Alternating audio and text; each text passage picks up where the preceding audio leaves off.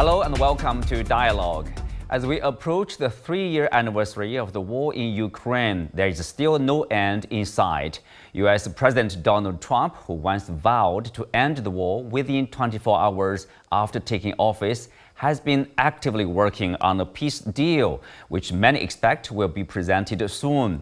What more do we know about his plan? Are the leaders of Ukraine and Russia actively engaged? And what are the major obstacles to bringing this conflict to an end?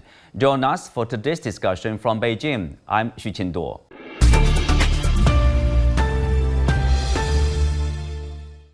Joining me today are Anton Fedyashin, Associate Professor with American University, Professor Diesen from the University of South-Eastern Norway, and Ulrich Brueckner, Monnet Professor for European Studies at Stanford University. Welcome to the show. So Anton, we'll start with you. You are in Washington, so we know that Trump has made it public that he loves to see a swift end to the conflict. But is there a concrete plan from the U.S. side on how and when the conflict will be ended?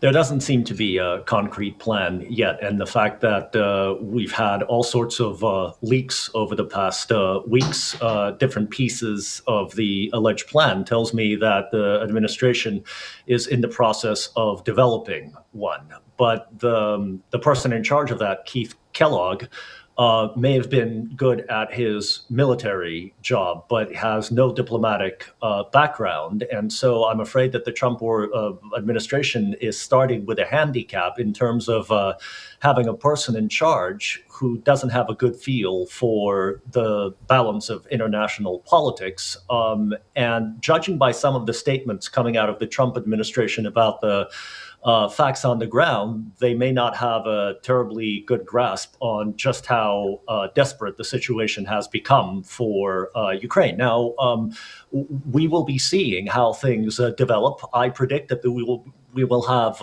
multiple leaks and have had multiple leaks, and everything will be leaked in order to see what the official reactions will be, both from Kiev and Moscow and from European capitals. And little by little, the Trump organization will cobble together some kind of plan, maybe to be presented at Munich or maybe not. We'll see. The point is, however, that the Americans have very little leverage with the Russians. So let's wait and see what comes out.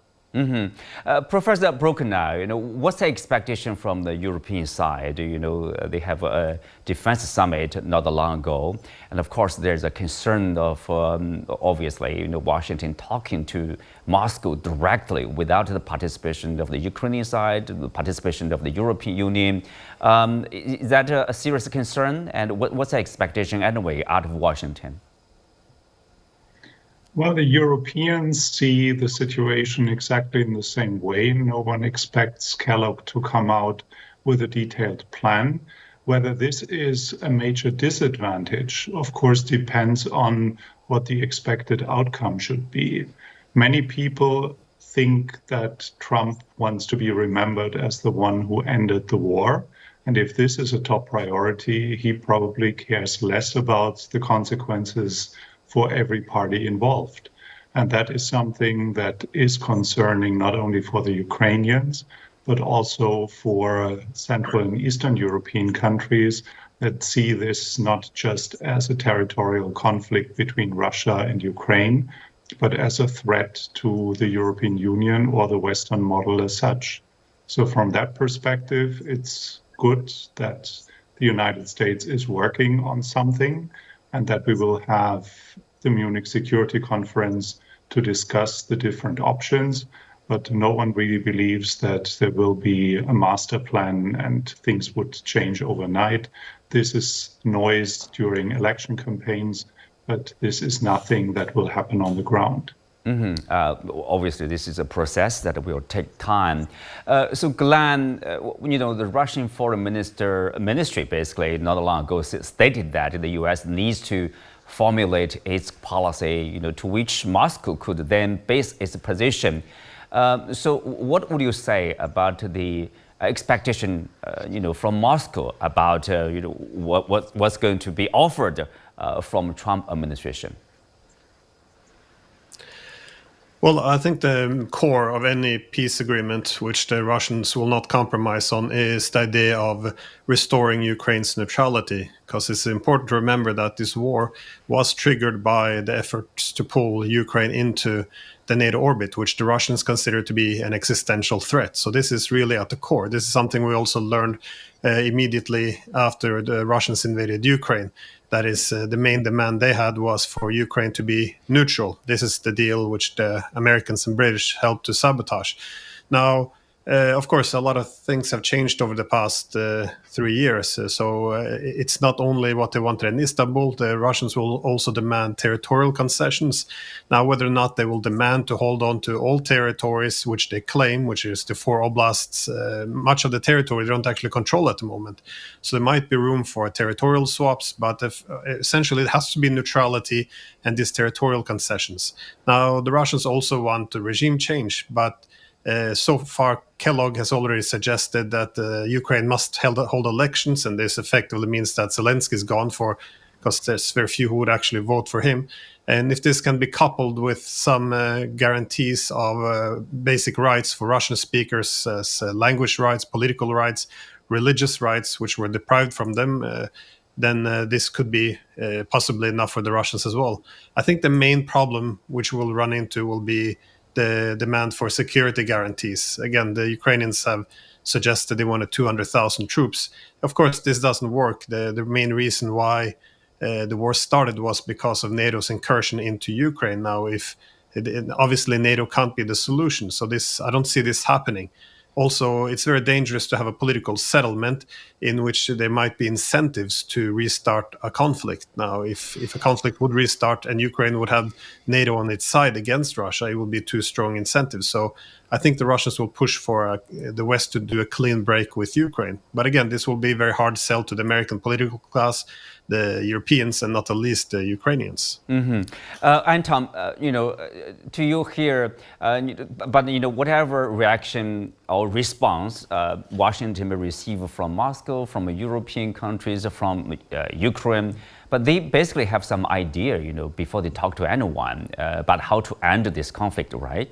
Yes, of course they do. The question is whether that understanding has anything to do with the realities on the ground. And unfortunately, American foreign policy, which has been directed by some very intelligent people at different points in history, has unfortunately lately sort of acquired the habit of not dealing with reality, but dealing with virtue signaling and sort of living in a reality of its own. The very premise that Trump is going to show up with a deal to which everyone will immediately sign up and drop to their knees, the whole exalted theater business is simply not going to work. This is going to be very much a process. Whatever deal the Trump administration comes up with will then have to be negotiated, taken apart, unpacked by all of the parties, most importantly, the Ukrainians and the Russians. So this is just the first step in a long process. There seems to be a feeling in Washington that this is some kind of endpoint. I don't see it that way at all. It is the first step in a very long-term process. As for exactly how this is seen in Washington, look, Mark Rubio sat down for a very interesting interview with Megyn Kelly last week. And I frankly was stunned by what I heard from him, because Rubio had a reputation while being a senator for being very hawkish and sort of in the neocon camp. But all of a sudden, in this interview with Megyn Kelly, he started sounding like an adult diplomat. He actually spoke of the United States as being one of the great powers in the world, which is ready to deal with other great powers and lesser powers in terms of a transactional diplomacy, which, by the way, is how diplomacy has been conducted for centuries. And we have hundreds of memoirs of very talented diplomats from Europe, the United States, and all over the world that attest to that fact. So it looks like, in general, the Trump administration is going to embrace transactional transactional great power diplomacy. And once you step into that world, then the question becomes of details. And the details is exactly what we will be waiting to see manifest themselves over the next several weeks and then months, even after the Munich Security Conference. Well, yes, and obviously, I mean, a lot of people will be there in Munich and discuss the different options, and the differences, in particular. Professor, look, you are in Germany, and you know probably more about the European idea. And what are the conditions, for the European countries in terms of security, in particular for the Eastern European countries, in terms of territorial integrity, those, basic international principles. What are the conditions, for the European Union to accept any kind of ceasefire or peace deal from Washington? This is not something the Europeans have to approve. It has an immediate consequence because of closeness and because of the fact that Ukraine decided to choose Western membership in the European Union, in NATO, as their security strategy and their modernization strategy. So whatever happens directly affects member states of the European Union and the European Union as a whole. But there is not much the Europeans bring to the table other than the united position of supporting Ukraine. Militarily, there is very little compared with the influence of the United States. And we don't know under what conditions Putin is willing to accept something that he defines as his red lines. I don't think that what we heard in the beginning as the reasons to attack Ukraine and to break international law will be found in whatever the result is one day, because this is not just about a certain bucket list of important positions that Putin wants to walk away with. In the beginning, this was a special military operation and nobody understood what it is. And Putin could have always ended the war and declaring mission accomplished, as other great leaders declared it, and nobody really understood what that meant.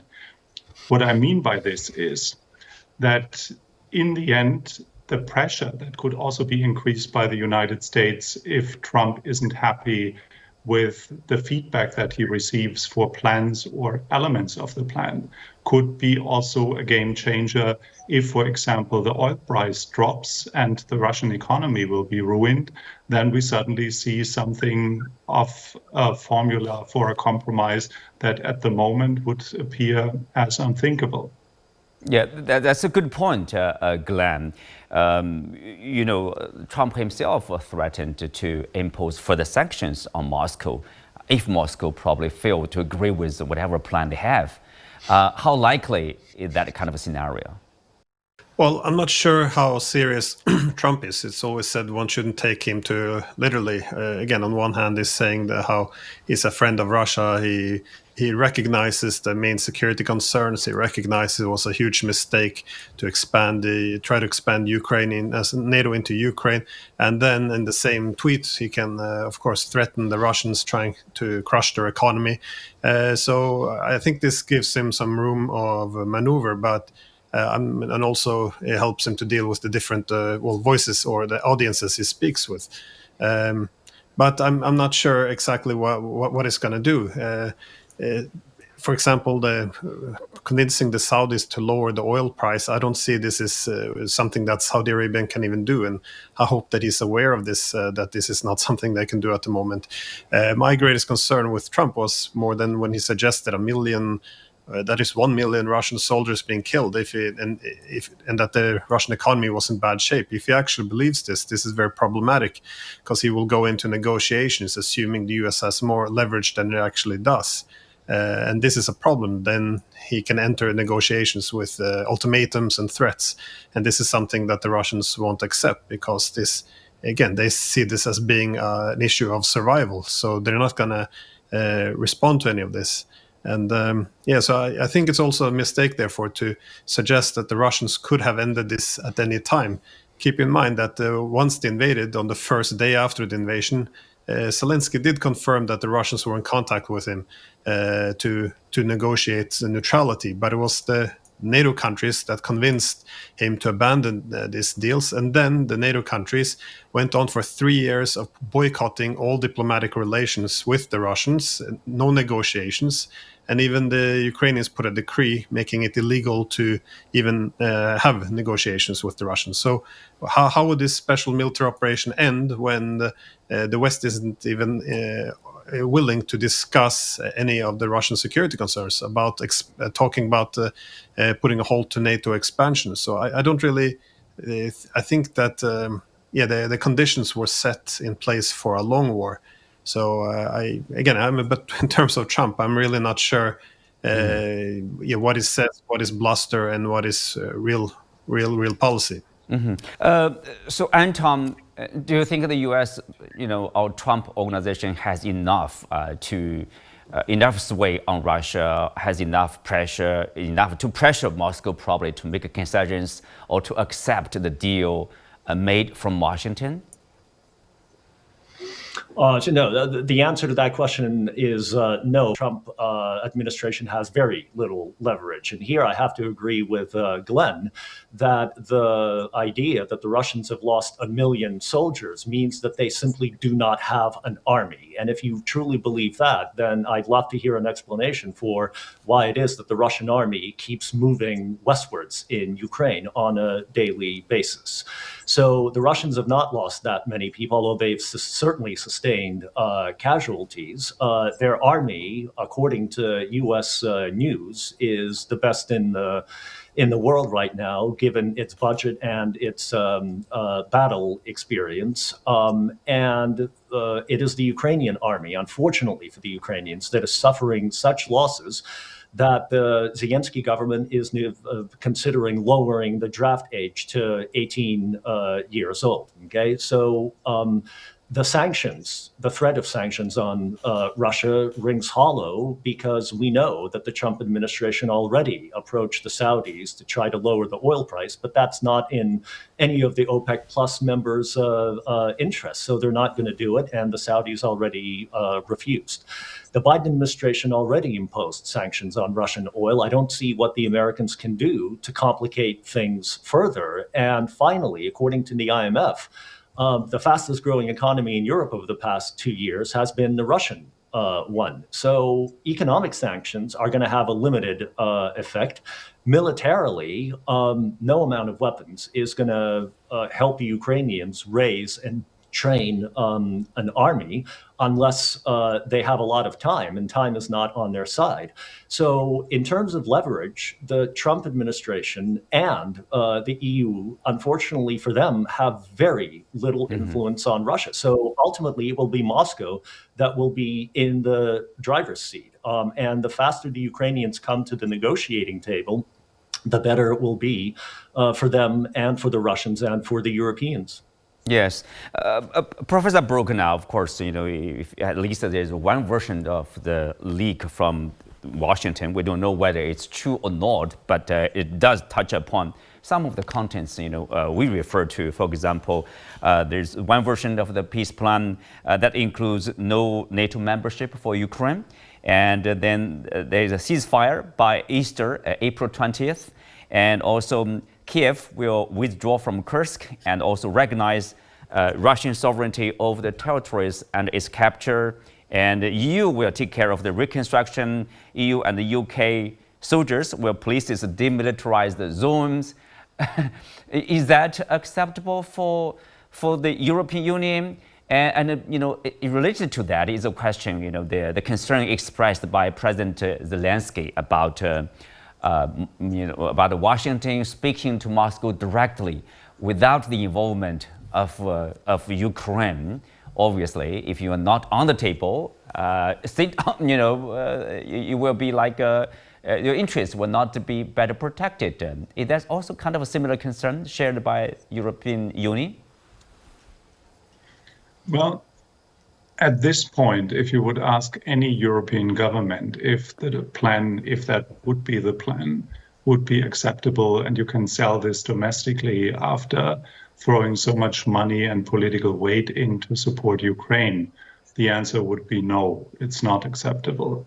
Because we are in a situation in which if we can look into macroeconomics and Russia calling the fastest growing economy. This is a war economy and it's not comparable with what's happening in normal economies. So those economies are struggling. Germany is in the third year of a mild recession, but it is a recession. And telling people that what we should now do is to pay for the reconstruction of Ukraine as the European Union, and Germany is the largest net payer. This would be the end of a democratically elected government in Germany, and we are about to elect a new one. So there are elements that would be very, very complicated for the political elite to communicate this to the public. But everyone can't wait to see the war ending and stopping the killing, of course. How do you think, characterize the position or the situation the European Union countries are in? For example, they have a defense summit. They have increased their defense spending, by most of the nations, if not all of them. And obviously, there is a sense of urgency to strengthen their own military defense capability.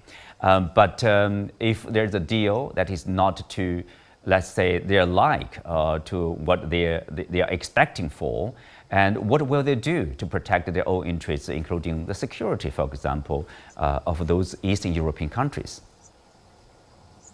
Well, it is very likely that the spending on defense will increase at times in which we have much more pressing problems to save the planet, to modernize infrastructure, to digitize, to balance social imbalances in the different EU member states. So there's a long list of very expensive, necessary investments.